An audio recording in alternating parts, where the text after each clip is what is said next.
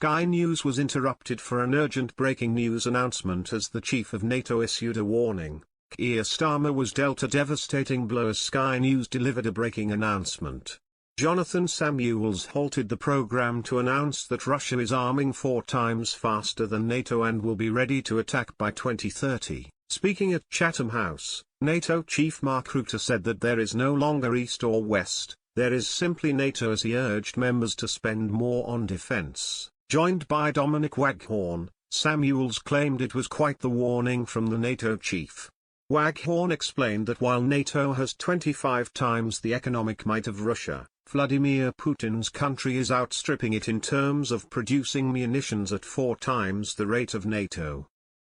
That's problematic for Ukraine most of all because Russia now has the EGD in terms of ammunition of what it can throw at Ukraine, the International Affairs editor said.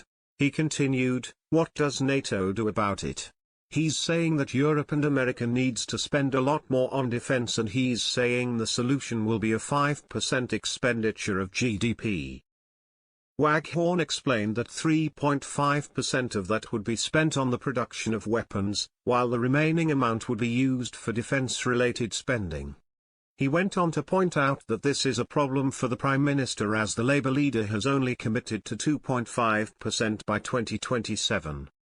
The government's Strategic Defence Review, published on June 2, set out the threats facing Britain and what is needed to protect the country from enemies like Russia and China.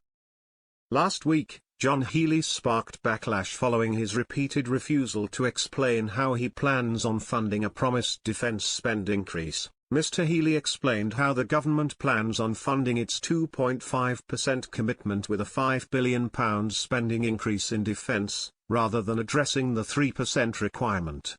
So that's to get to 2.5%. Beyond that, how are you going to pay for it? BBC Breakfast host Sally Nugent asked.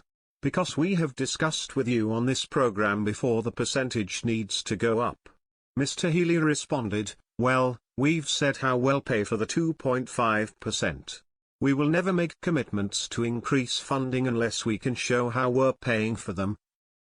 And we're switching money out of overseas development aid in this parliament to be able to increase this defence spending, a record increase, a level this country has not spent since 2010.